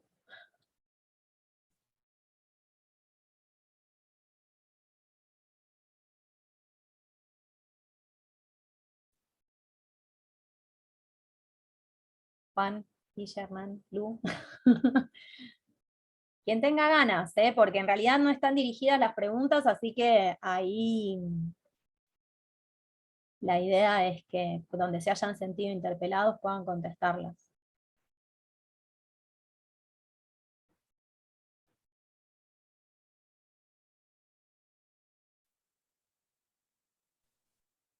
Bueno, yo sin ánimo de responder exhaustivamente ninguna de las cuestiones, creo que hay una punta de lanza en la posibilidad de retomar algo que decía Hernán, en torno a la relación entre el adentro, el margen y el afuera. Yo creo que la primera cuestión, en términos de poder pensar el cómo disputar, tanto en lo que refiere a la transformación macro, en el orden del Estado capitalista, como en todas las estaciones intermedias, hasta la dimensión más micro, que es pensar qué productos de comunicación pública de la ciencia escribimos, para quiénes y desde qué lugar, empieza por bancarnos la incomodidad. Primera cuestión, poder bancar la incomodidad de decir estas cosas, porque una vez que las ponemos sobre la mesa, nos obligan a la acción, nos obligan a la acción individual y colectiva, que ahí está la primera cuestión, que para empezar a correr el eje de la acción voluntarista, que en muchos sentidos es autocomplaciente. Yo creo que Laura era quien planteaba la cuestión de si efectivamente hay un campo hegemónico y uno contrahegemónico, o más bien una hegemonía que crea, digamos, el espacio para una alternativa que no molesta en un punto, digamos, y que en definitiva es funcional en muchos sentidos. Por eso pensaba en esta idea que traía Hernán, porque pensaba, bueno, el margen como lugar, como estado, o como proceso, digamos, como lugar desde el cual es la gota que horada la piedra para poder dinamitar, digo, pensar en, bueno, y ahora vamos y quemamos todo, quemamos las naves, nos deshacemos y nos hacemos de vuelta, como proceso inmediato es impensable. Y lo cierto es que la dinámica de reproducción del poder es mucho más vertiginosa que las dinámicas de transformación, en cualquiera de los niveles involucrados. Entonces digo, poder ubicar que el margen no es un estado o una posición en la que nos ubicamos como situación permanente, sino como lugar desde el cual damos una lucha que tiende a disputar el adentro en tanto tal. Porque digo, si no, cuando te escuchaba Hernán pensaba en esto de, bueno, es casi como renunciar incluso a la construcción de la escalera, digamos. Y en ese sentido creo que bancarnos lugares muy incómodos para nosotros mismos, todo lo que traía Juan en el otro sentido que yo también traía con la cuestión del SIGEVA. Digo, cuando uno llega a la hora de cumplir con instancias burocráticas y encuentra que el 80% de su trabajo entra en la categoría otros, y bancarse lo que eso conlleva. Bancarnos nuestra propia incomodidad de que nos formaron para que seamos escritores de papers, y bancarnos, bueno, esta pregunta, ¿para quién producimos conocimiento? ¿Con quién lo hacemos? Y en función de eso, ¿qué herramientas comunicacionales necesitamos producir? Me parece también sumamente desafiante y profundamente incómodo tomar esta pregunta que traía Juan en torno a cómo los sistemas de prestigio académico son absolutamente funcionales a que no podamos visibilizarnos como trabajadores y en esa medida construir herramientas organizativas que nos ubiquen desde el lugar político de nuestra condición específica de trabajo. Digamos, lo que hacemos como trabajo tiene una especificidad política que se sobreimprime sobre la condición de política del trabajo en sí. Y lo cierto es que los modos en los que funcionan estos sistemas de prestigio académico configuran lo que somos capaces o no de disputar, incluso en términos de nuestras remuneraciones, de nuestras condiciones de laburo.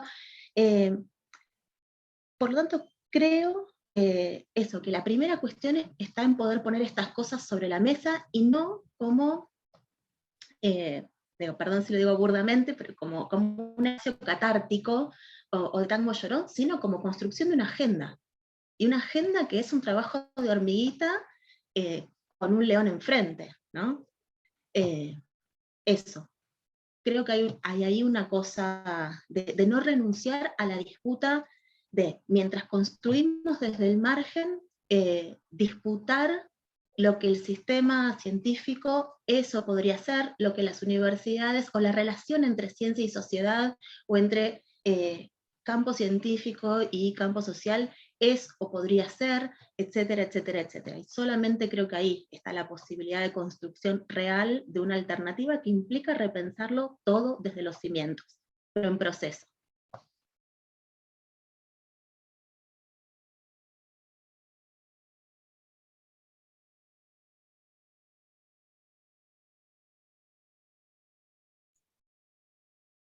No sé si alguien más quiere intervenir. Yo me voy de la vaina por intervenir, pero son prioridad de ustedes hoy. Pero dale, yo te cedo la palabra.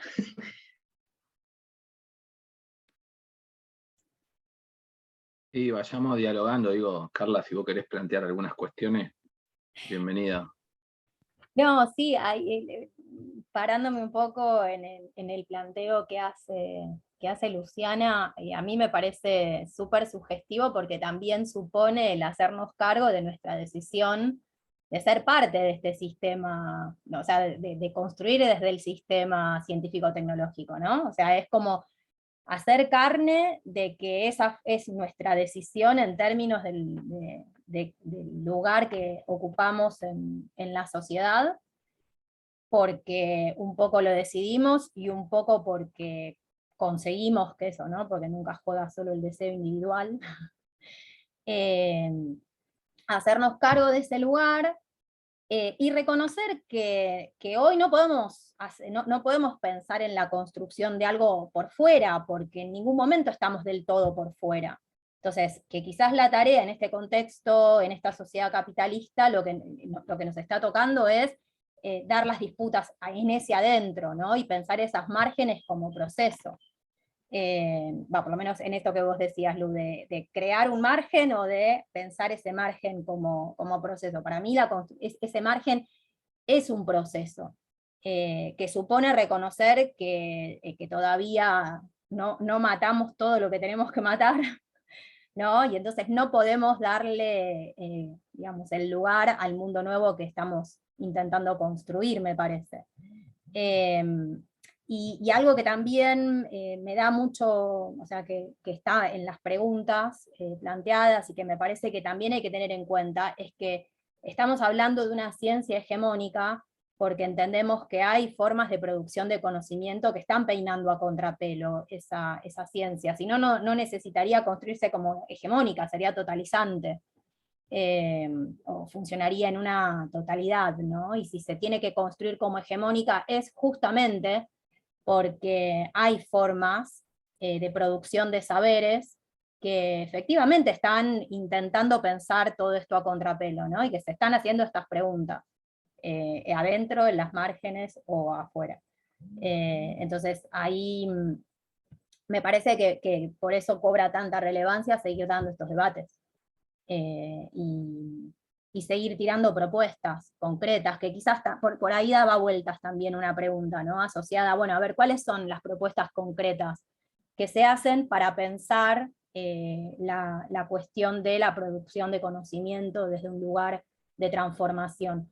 Ahí Luciana tiró una línea también, que me parece que es interesante para pensar, que es en realidad resignificar la noción de extensión, algo súper vapuleado en la producción de conocimiento, ¿no? Es como que cuando uno habla del sistema científico-tecnológico, la extensión queda como ahí atrás, y en el mejor de los casos aparece como vinculación tecnológica, ¿no? Desde una perspectiva, bueno, nuevamente, que abraza las miradas de producción de mercancía, ¿no? Y me parece que la noción de extensión, el poder pensar la investigación también desde la docencia, pensar esas tareas de manera articulada también nos abren a la posibilidad de poner nuevas praxis en estas discusiones. Nada, eso.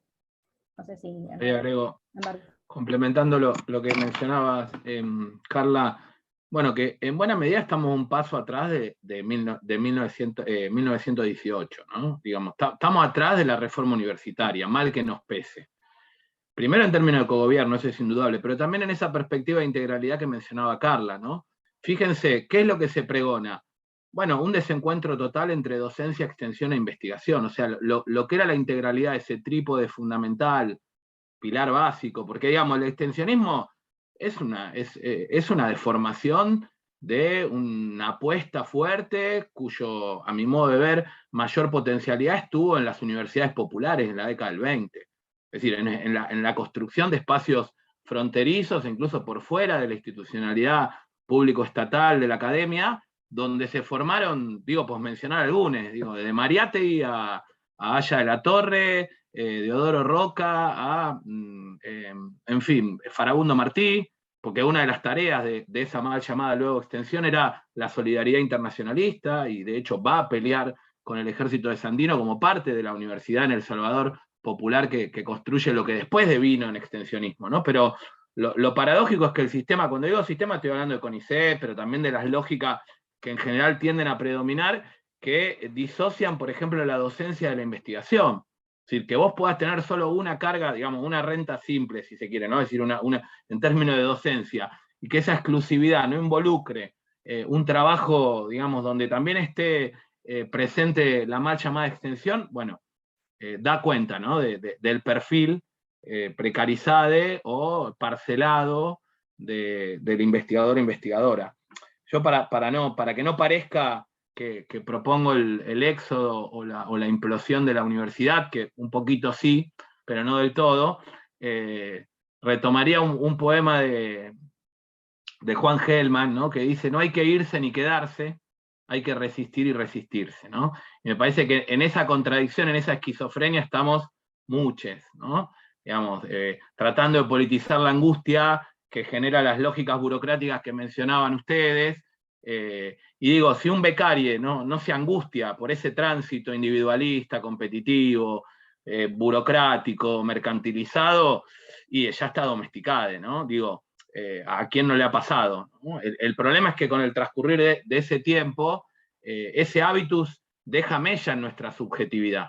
Es decir, no se sale inmune del sistema científico. Como decía Juan, no solo te atrofia la escritura, que termina siendo una escritura burocrática, de paper, academicista, te atrofia una subjetividad, te atrofia una manera de ver el mundo, de vincularte con otros.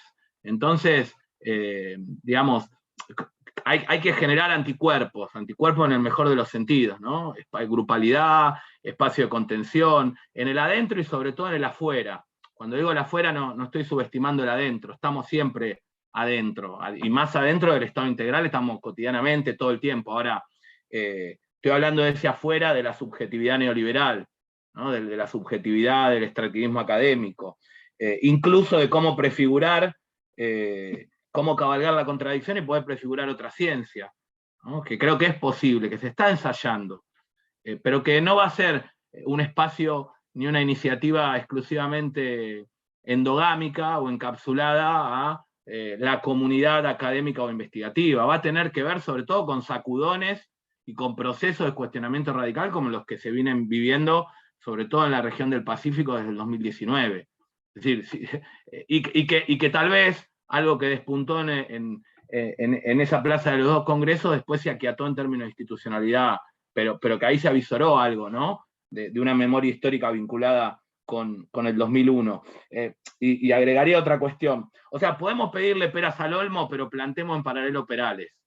Digo, ¿no? Y en ese plantar perales creo que está en la apuesta de muchos. Y también algo recurrente en Latinoamérica, ¿no? Que la teoría corretea la práctica y que nos falta sobre todo cartografiar esas iniciativas investigativas, que las hay, y mucho más de lo que suponemos, para poder no solo conocerlas, sino reconocernos como parte de esa trama colaborativa, cooperativa, ¿no? Aprender de esas instancias. Y agregaría el desafío de políticas públicas que se puedan construir desde abajo, que sean participativas, que sean colaborativas con esos sujetos y sujetas por fuera, ¿no? De la trama institucional que habitamos. Se pueden construir políticas públicas científico-tecnológicas desde abajo, incluso políticas públicas no estatales, aunque el Estado esté presente, ¿no? Pero no sea el que monopolice esa agenda, ese direccionamiento, esa orientación de la política pública. Bueno, es parte de un debate. Y algo sintomático en la pandemia, no haber discutido el carácter esencial de nuestro trabajo, ¿no? Porque el debate de qué es un trabajo en algún momento se pudo instalar. Ahora, ¿cuál era la esencialidad, el carácter urgente, necesario de lo que veníamos produciendo en una coyuntura pandémica, ¿no? De precariedad de la vida, de las tareas de cuidado, de reproducción cotidiana, en fin. Todo ahí el reordenamiento territorial que varios mencionaron, me parece que debería involucrar también a la propia ciencia. Sí, ahí yo para aportar un poco a lo que preguntaba Pablo, pero también en general, ¿no? A este debate, creo que nuestros formatos organizativos también pecan de esta lógica, ¿no? de quedar entrampados dentro de la lógica del sistema científico hegemónico, y por un lado porque nuestras condiciones laborales son realmente paupérrimas. Entonces la disputa por el salario, por las condiciones de trabajo, por la infraestructura, muchas veces se comen nuestra energía y se comen los debates que tienen nuestros sindicatos, digo, sea ATE como sindicato del CONICET de investigadores, AGD o todos los sindicatos docentes de todo el país, o mismo JCP como esta expresión, digamos, más radicalizada de la acción colectiva de los becarios, y que yo participé en muchos años de eso, pero que de alguna manera siempre teníamos intenciones de dar esos debates más epistemológicos, digamos, de qué ciencia construimos, pero claro, el día a día nos llevaba a la disputa por el salario, por reconocimiento como trabajadores. Lo mismo en los sindicatos docentes, o todos esos sindicatos tienen una parte que dicen, bueno, tenemos que repensar nuestro rol, los científicos, pero de alguna manera no podemos salir de ese corset de la acción sindical, si se quiere, ¿no? Entonces, para poder hacer esto, tenemos que conformarnos como movimiento social. Perdonen que traiga la teoría de los movimientos sociales acá al debate, pero si no rompemos, si no desbordamos los límites de la política, de la institucionalidad, de la lógica de la ciencia, etc., si no generamos un desborde y una construcción prefigurativa aquí y ahora de esas otras ciencias posibles de construir, no lo vamos a lograr, ¿no? Solamente construyéndonos como movimiento social, en el sentido fuerte del término, ¿no? Y ahí comparto lo que decís vos, Hernán, que tiene que ser parte de un desborde social mucho más amplio, ¿no? De rebeliones, de estallidos, de insurgencias colectivas, no va a ser posible, ¿no? Esa transformación, si no va a quedar fagocitada o va a quedar en buenas intenciones o en pequeñas experiencias que no terminan de romper el sistema hegemónico, que efectivamente tiene grietas y tiene espacios por donde colar estas otras lógicas de construcción de conocimiento y de producción de conocimiento y de hacer ciencia entre otros sujetos, ¿no? Y ahí creo que está el desafío, ¿no? Conformarnos como movimiento social en el sentido de ser disruptivos, ¿no? Una ciencia totalmente disruptiva, que hay muchos ejemplos, digo, ¿no? Andrés Carrasco, como hoy ejemplo simbólico de esa ciencia digna, a un montón de formatos de hacer, pero creo que falta ese movimiento colectivo, ¿no? Salir del gesto individual, de los pequeños grupos de investigación, de las redes, a la conformación de un movimiento social como tal. Pero bueno, eso obviamente implica tiempo, dedicación, oportunidades políticas, etcétera, etcétera, ¿no? Identidades comunes, etcétera, etcétera. Pero creo que eso en algún momento va a terminar cuajando, ¿no? Esa es mi esperanza, por lo menos, o ese optimismo de la acción frente al pesimismo de la reflexión, ¿no?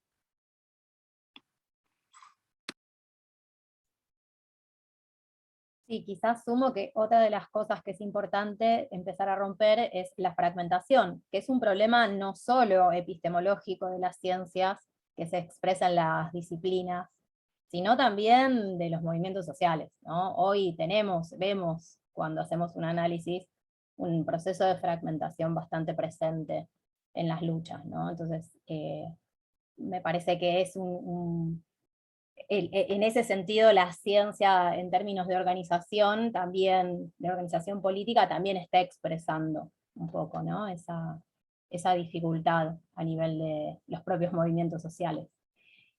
Sumo dos preguntas más que estuvieron dando vueltas, y bueno, obviamente otra vez, quien tenga ganas de responderla, Guille, si tenés ganas también de intervenir. Pablo Fernández dice, yo voy a polemizar. La extensión como actividad voluntaria no reconocida termina siendo una mayor carga laboral. ¿Cómo cambiamos algo sin cambiar las condiciones en las que nos imponen hacer ciencia? Y Pablo Peláez dice, iba a hacer un comentario similar, es una pregunta constante, ¿cómo moverse entre priorizar los espacios de coproducción y reconocerse como trabajador del sistema científico con derecho a un salario aguinaldo? Es una tensión que se expresa continuamente en las decisiones que UNE toma en relación a cuánto tiempo y energía ponerle a cada cosa.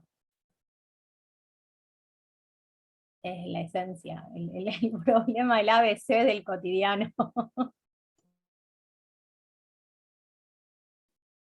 Ahí es donde, perdón, tomo la palabra, donde me parece que entra en juego esto de la gota que horada la piedra o plantar perales, digamos. Me parece que en la medida en que disputemos, de hecho, no solo de palabra, la inescindibilidad entre investigación y vinculación con la comunidad, o sea, entender que la producción de conocimiento es necesariamente con otros, no para otros, no sobre otros, sino con. Entonces ahí es donde tenemos, digo, en el caso, digamos, del laburo que compartimos con Carles, algo que venimos dando eso desde el margen, pero de manera sistemática en la institución a la que pertenecemos, y finalmente estamos en ese proceso en el cual efectivamente vamos en vías de que se reconozca como parte de un todo el laburo que hacemos en investigación, en docencia y en vinculación con la comunidad, por el modo en que se presenta la misma formulación de los proyectos. Y suscribo lo que decía Juan de la temporalidad. Digo, en la misma escritura del proyecto se plantea, bueno, creemos que vamos a poder hacer esto, pero todo depende del modo en que la comunidad con la que vamos a elaborar jerarquice, priorice y pueda darse el proceso.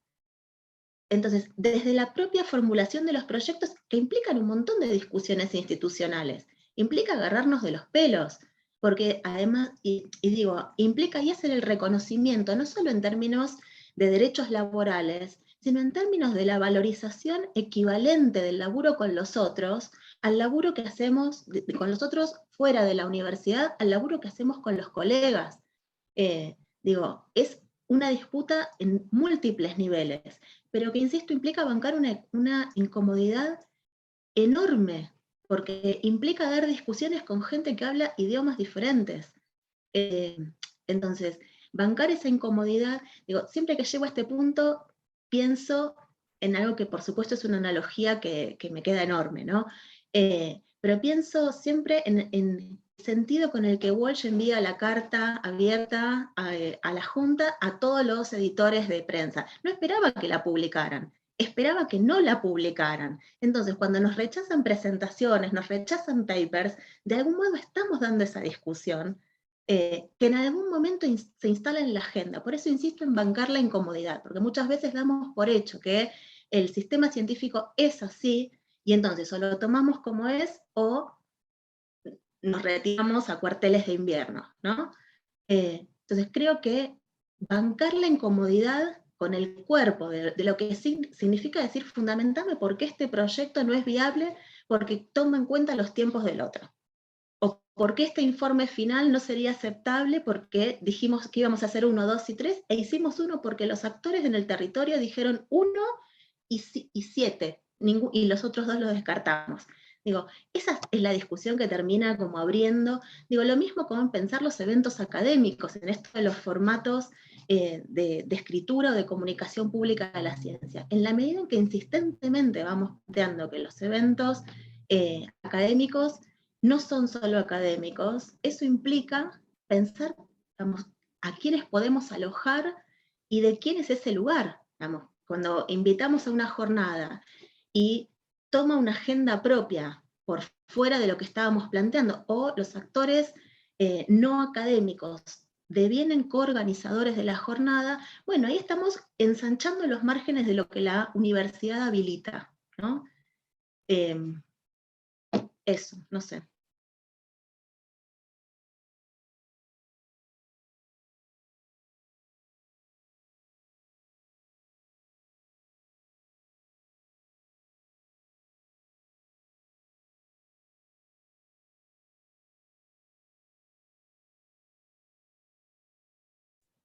Ahí también sumaron una pregunta que dejaron en YouTube de Maru de Sico. Ay, aguárdenme que me perdió.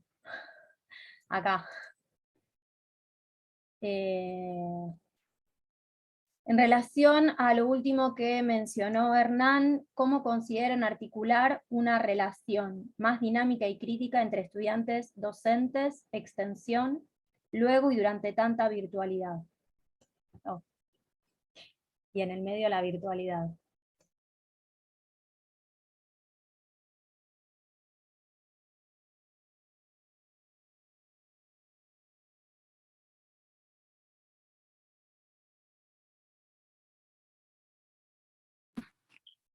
Yo creo que todo eso es un desafío enorme. Yo soy un poco refractario a la virtualidad, salvo que la veamos como un complemento de algunas cuestiones o la posibilidad de encontrarse con quienes estamos lejos, ¿no? Pero creo que hay que apostar a una recuperación del encuentro, de los espacios de reflexión, de pensamiento, de las clases, de todo. Además de repensar cómo las damos y todas las cuestiones pedagógicas que uno le puede criticar a la educación universitaria como una educación bancaria.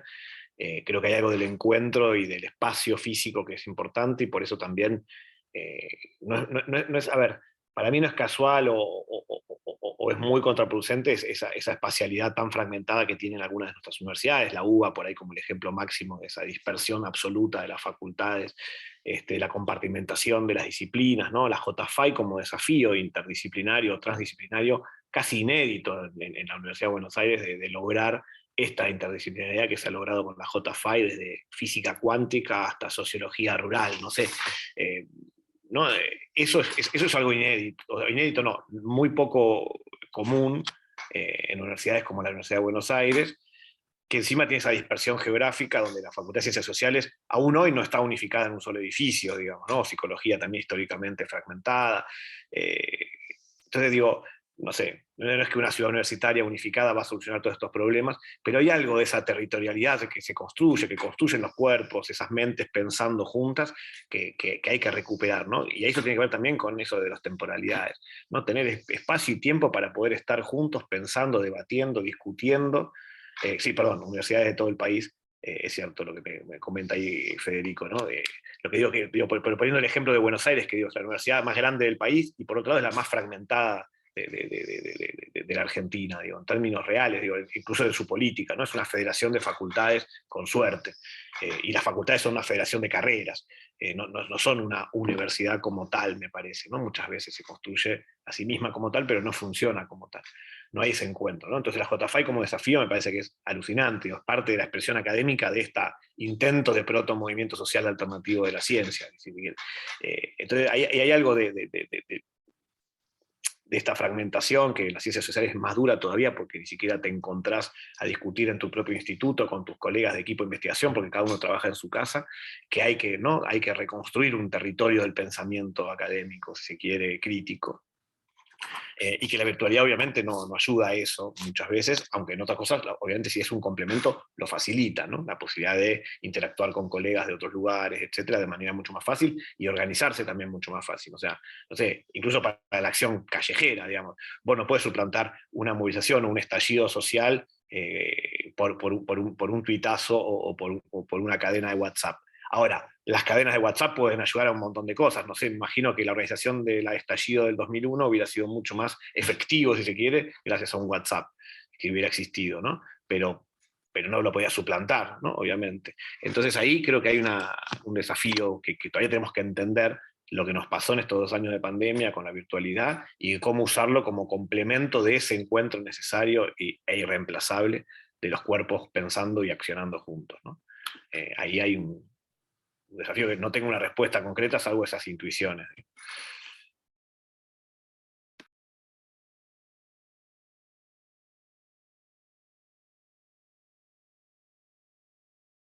Perdón, y más allá de la potencia del meme como disrupción de la política en términos simbólicos, ¿no? Me parece muy interesante.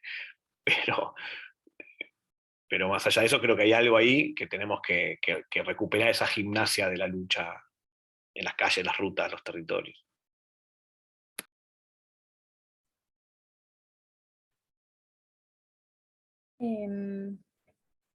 Bueno, a ver, creo que acá hay otra pregunta. Que dice las JFI se fundaron justamente, no, claro, es un planteo que pone Pablo para complementar lo que decía antes. Las JFI se fundaron justamente para acercar experiencias y trascender colectivamente algunos sesgos, para pensarnos, aguarden un minuto, no sé por qué no puedo ver todo el chat completo.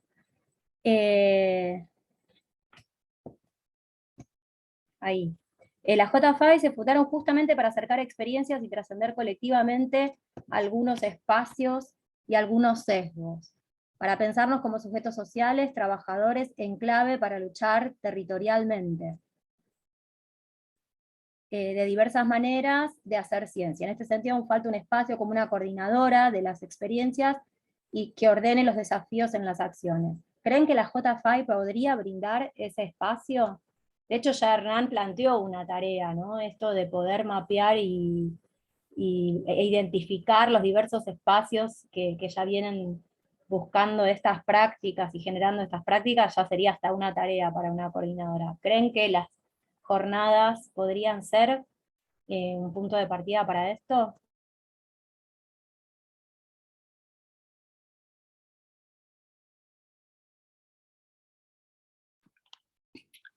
Yo nunca descarto nada porque la acción social es una caja de sorpresas, digamos, ¿no? En ese sentido, nunca se sabe por dónde, no sé, Chile estalló porque aumentaron 30 pesos el boleto estudiantil.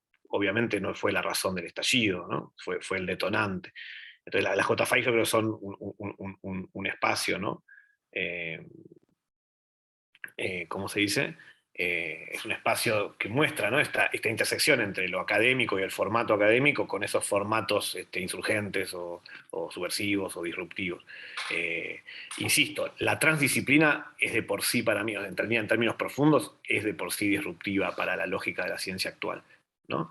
Entonces eso ya es una cuestión muy importante. Yo no sé si la JFI va a ser el catalizador de todo este proceso, pero sí creo que es claramente una expresión de ese proceso que está en marcha y que está disperso, fragmentado, que es necesario articularse y entender quiénes somos y dónde estamos parados, y esa cartografía en términos amplios que planteaba Hernán claramente, y que la JFI puede ser parte de ese catalizador, no tengo duda. No sé si es la herramienta principal, digamos, ¿no? En ese sentido, pero sí es una herramienta más de las que han ido construyendo colegas y en las cuales podemos articularnos y por lo menos pensar y reflexionar para después llamar a la acción, ¿no? En ese sentido sí, sería parte de esa expresión.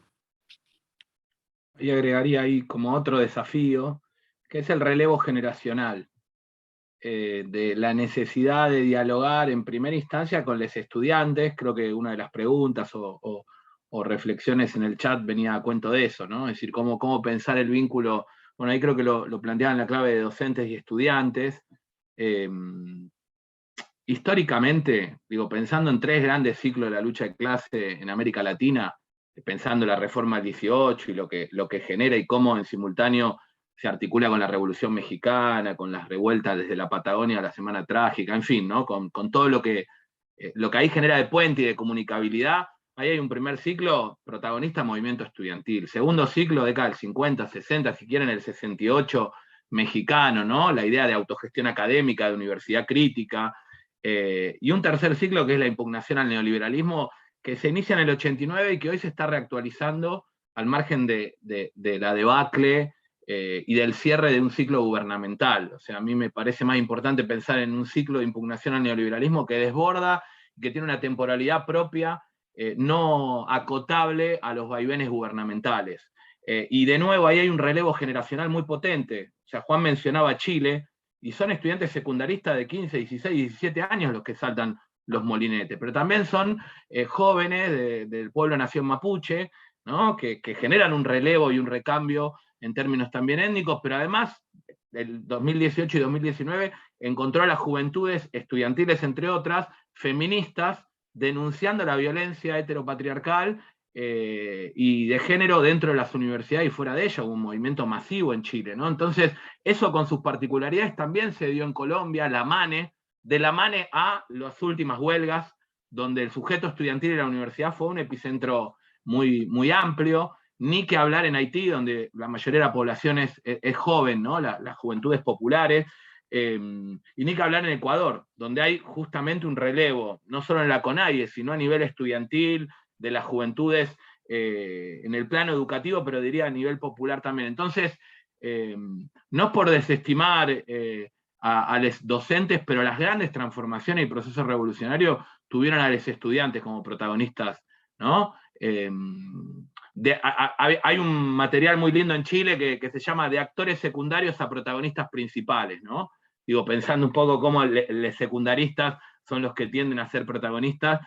Y si pensamos los relevos del 2001, 2006, 2011 y 2019, siempre fueron juventudes, digamos, ¿no? Y siempre fueron juventudes vinculadas con un centro de gravedad que es lo educativo, no excluyente con el diálogo respecto de las luchas populares, todo lo contrario, ¿no? Pero ahí en ese anudamiento y articulación hay un pivote fundamental, ¿no? Es decir, cómo está pendiente quizás, y hay que ver esta coyuntura de crisis, cuán vital y urgente torna la necesidad de que también el cuestionamiento radical, la irrupción de estudiantes que puedan problematizar, habitar y luchar en el marco de ese territorio, sea la universidad, sea la escuela, pero también en diálogo con otras resistencias, hoy no requiere también de imaginación política y de inteligencia, ¿no? Es decir, porque bueno, esa articulación es más necesaria que nunca. Bueno, ya podríamos ir cerrando. Pobre Guille, se tuvo que ir, tenía que ir a buscar a sus hijos, así que pidió disculpas y se tuvo que ir. Y ya hace bastante rato que estamos aquí en esta charla y ustedes, nada, creo que dejaron su vida en estas 2 horas. Así que con enormes aportes a la discusión. Muchísimas gracias a todos ustedes y gracias a quienes estuvieron. Hubo recambio en el medio de la charla, pero la verdad es que siempre estuvieron incluso muy activos para el intercambio, así que todos los que participaron también escuchando, muchísimas gracias.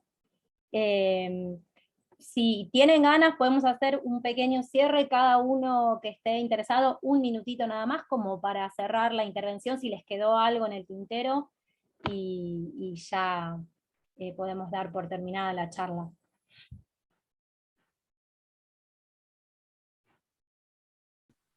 Bueno, yo solamente retomar esta última pregunta que hacía, o intervención que hacía Matías en el chat, Matías Blaustein, que creo que es el desafío, ¿no? Que es la producción de conocimiento o síntesis intersectorial e interseccional de nuestras luchas, sería clave, ¿no? Para poder pensarnos, insisto, rearticularnos ya como movimiento social o como parte de los movimientos sociales desde estas ciencias insurgentes. Pero bueno, y creo que está el desafío, el germen, y ahí sí, confío también en eso, en las nuevas generaciones, en ese intercambio entre estos investigadores y docentes. Yo creo que hay una combatividad inédita en el sistema científico argentino, por lo menos de nuestra generación y un poquito más arriba y sobre todo para abajo, de lógicas mucho más disruptivas de la que tenía la generación que hoy está como investigadores adjuntos o independientes cuando nosotros, nuestra generación, éramos becarios, ¿no? O sea, creo que ahí va a haber una posibilidad también de inteligibilidad de procesos de lucha, de lógicas de acción, etcétera, y de inquietudes con respecto a esto que es mucho mayor que antes. Pero bueno, por ahí es vano esto y no funciona así, pero bueno, creo que ahí hay una apuesta interesante.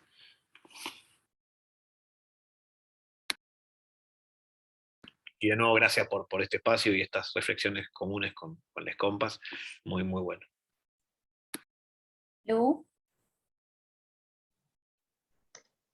Muy brevemente, y siendo muy reiterativa, tomaría también la última intervención en torno a, bueno, cómo reunir todas esas partes que nos constituyen, desnaturalizando la demanda de compartimentarnos, del mismo modo que lo estamos planteando en términos de cómo producimos conocimiento, con quiénes y para qué, también desnaturalizar la demanda de que ahora me pongo el traje de investigadora, me lo saco, me pongo el de docente, me lo saco, el traje de militante.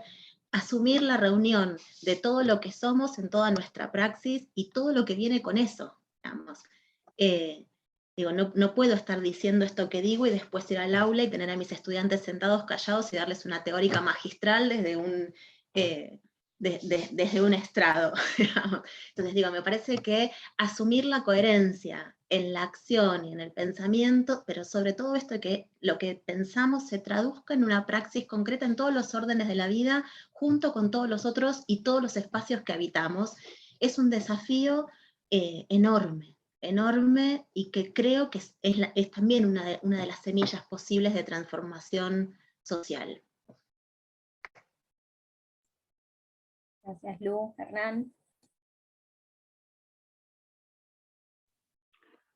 Felicitar por la iniciativa, ojalá que tenga continuidad en la clave del diálogo, de la discusión colectiva, ¿no? Del encuentro, y que se pueda, como horizonte, pensar en unas jornadas latinoamericanas en esta tónica, es decir, que el próximo encuentro se pueda componer, articular con otros más allá de las fronteras del Estado-Nación argentino.